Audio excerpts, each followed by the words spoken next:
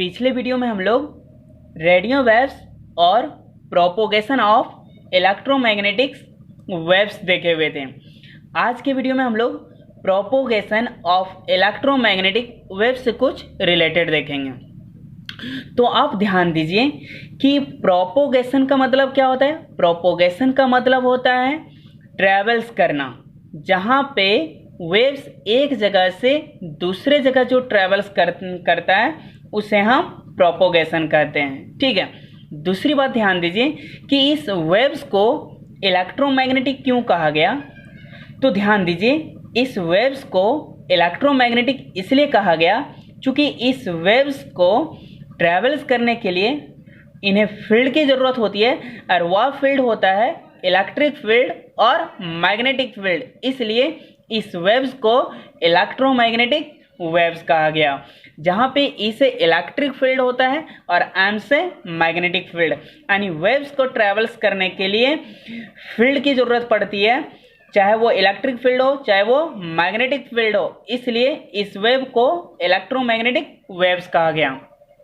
तो जो वेव्स जो ट्रेवल्स करता है वो ग्राउंड में इसका ट्रेवल्स करने का तरीका अलग होता है, स्काई में अलग होता है और स्पेस में अलग होता है। तो सबसे पहले हम लोग देखेंगे कि ग्राउंड में वेव किस प्रकार ट्रेवल्स करता है। ठीक है। तो पहला आपका ग्राउंड वेव प्रोपोगेशन, यानी वेव ग्राउंड में किस प्रकार प्रोपोगेशन कर रहा है। तो ध्यान दीजिए, इसका डिफिनेशन कर रहा है कि when the radio waves from the transmitting antenna propagate along the surface of the earth so as to reach the receiving antenna, the wave propagation is called ground wave propagation। इसको थोड़ा सा graph में समझिए। देखिए, ये आपका earth surface हो गया। ठीक है। और इस अर्थ सरफेस पे कुछ एंटीना इस प्रकार लगाया गया है, जहाँ पे इस एंटीना के बीच वेव जो है वो प्रोपोगेशन कर रहा है। ठीक है।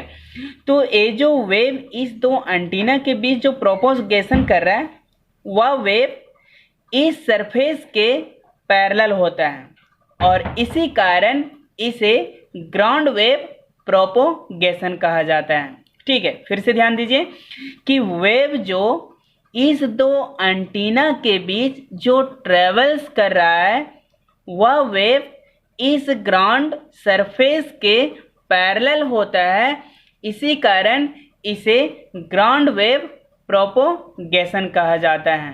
ठीक है। नेक्स्ट देखिए, sky wave propagation.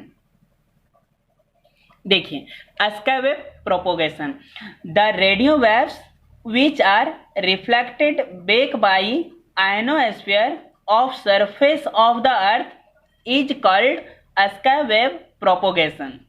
Paragraph change, the radio waves having frequency in 3 megahertz to 40 megahertz can be propagated by atmosphere to the radio waves is called ionosphere। देखिए, आयनोस्फीयर क्या है वो हम आपको बताएंगे। ठीक है। थोड़ा सा ध्यान दीजिए कि ये आपका आयनोस्फीयर हो गया, ये ट्रांसमिट एंटीना हो गया, ये आपका अर्थ सरफेस हो गया, और ये आपका रिसीव एंटीना हो गया। तो थोड़ा सा आप ध्यान दीजिए कि ये आयनोस्फीयर है क्या। यानी आयनोस्फीयर का मतलब होता है कि हमारे एटमॉस्फेयर में आयन्स पाए जाते हैं, गैसेस आयोनाइज हो जाते हैं। तो गैसेस आयोनाइज क्यों हो जाते हैं? तो जब सूर्य की किरण उस पर पड़ती है और पड़ने की वजह से वह एक एटम को अपनी एनर्जी दे देता है, और एटम से छिटक कर इलेक्ट्रॉन निकल जाएगा, जहाँ पे वह आयन्स बन जाता है, उसे हम आयनोस्फीयर कहते हैं। यानी कहने का मतलब है कि आयनोस्फीयर का मतलब है कि हमारे एटमॉस्फेयर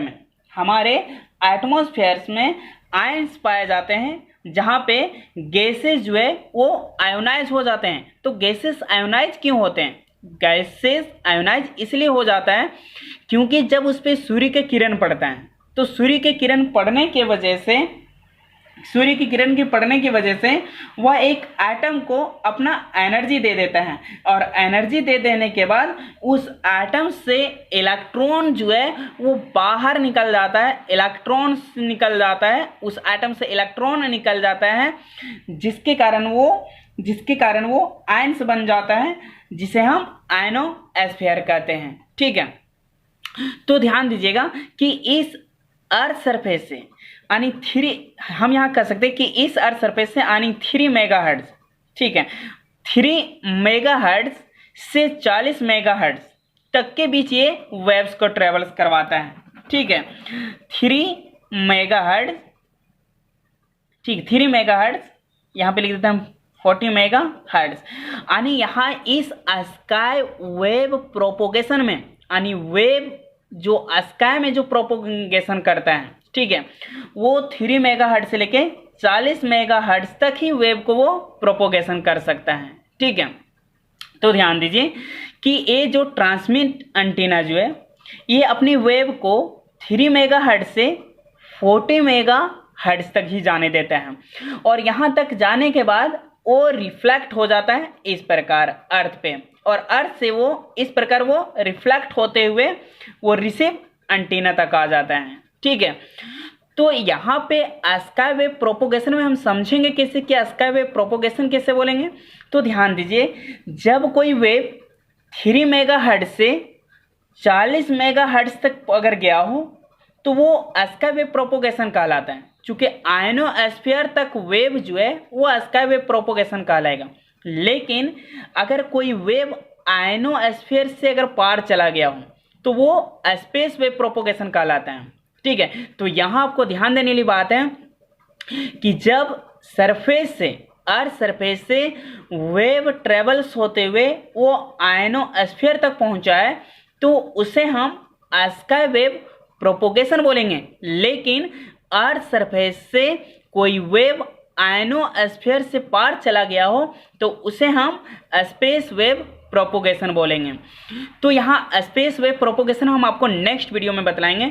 तो यहाँ पे आपको ध्यान देने की बात है कि ग्राउंड वेव प्रोपोगेशन का मतलब क्या था कि जो वेव जो प्रोपोगेशन कर रहा होता है वो ग्राउंड वेव का पैरेलल होता है, और इसी कारण उसे हम ग्राउंड वेव प्रोपोगेशन कहते हैं। और स्काई वेव प्रोपोगेशन का मतलब होता है कि जब सरफेस से कोई वेव आयनोस्फीयर के पास पहुंचकर वो रिफ्लेक्ट हो जाता हो उसे हम स्काई वेव प्रोपोगेशन कहते हैं।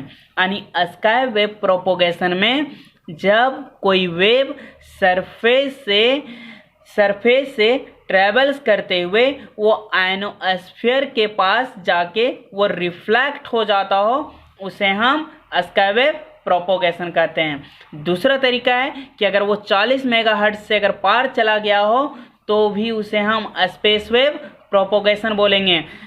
3 मेगाहर्ट्ज और 40 मेगाहर्ट्ज के अगर बीच हो तो उसे हम स्काई वेव प्रोपोगेशन बोलेंगे। ठीक है, तो ग्राउंड वेव थोड़ा सा प्रोपोगेशन देखिए। ग्राउंड वेव प्रोपोगेशन में क्या था आपका, ग्राउंड वेव प्रोपोगेशन में कि ये दो एंटीना के बीच जो वेव जो प्रोपोगेशन कर रहा होता है वो इस ग्राउंड सरफेस के पैरेलल होता है, इसी कारण इसे ग्राउंड वेव प्रोपोगेशन कहा जाता है। और स्काई वेव प्रोपोगेशन में जब वो सरफेस से वेव ट्रेवल्स करते हुए वो आयनोस्फीयर पे जाके पहुंचता है और वहां पे पहुंचने के बाद वो रिफ्लेक्ट हो जाता है, उसे हम आयनोस्फीयर कहते हैं। और जब आयनोस्फीयर से वेव पार चला जाता है उसे हम स्पेस वेव प्रोपोगेशन बोलते हैं। ठीक है, तो नेक्स्ट वीडियो में हम आपको बताएंगे स्पेस वेव प्रोपोगेशन और ground wave propagation, space wave propagation, sky wave propagation. Generally ये जेक बोर्ड में कई बार पूछा जा चुका है, इसलिए आप इसके फिगर के साथ इसका डेफिनेशन को भी आप कर लेंगे। ठीक है, बाकी नेक्स्ट वीडियो में।